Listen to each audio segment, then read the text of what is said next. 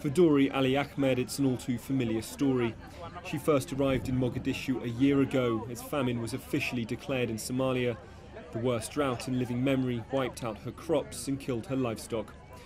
Dori returned to her small farm a few months later with the hope of starting afresh, but the rains failed again.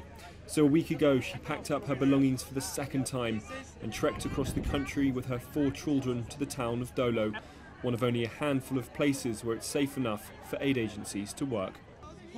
The drought killed all our livestock and there is fighting nearby, so we came here. The famine was declared over in February, but despite hundreds of millions of dollars in aid, Somalia is still in crisis. The United Nations says 2.5 million people need urgent help.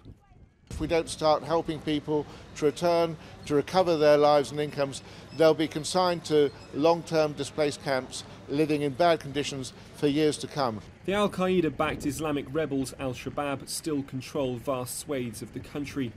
Government and African Union troops are forcing them out of major cities, so to find a new source of income, the insurgents are heavily taxing people living in the rural areas they control. If you don't have either the cash or the animals, you will have to give up one child. One child will be recruited through forced taxation, which normally would be a wrenching, terrible choice to do for the parents. The UN says they have a $600 million funding shortfall this year and warns that the situation will only get worse if no more money can be found. Tens of thousands of people have already died in the world's worst humanitarian disaster, which forced millions to leave their homes in search of aid. And unless the situation changes soon, many more lives could still be destroyed.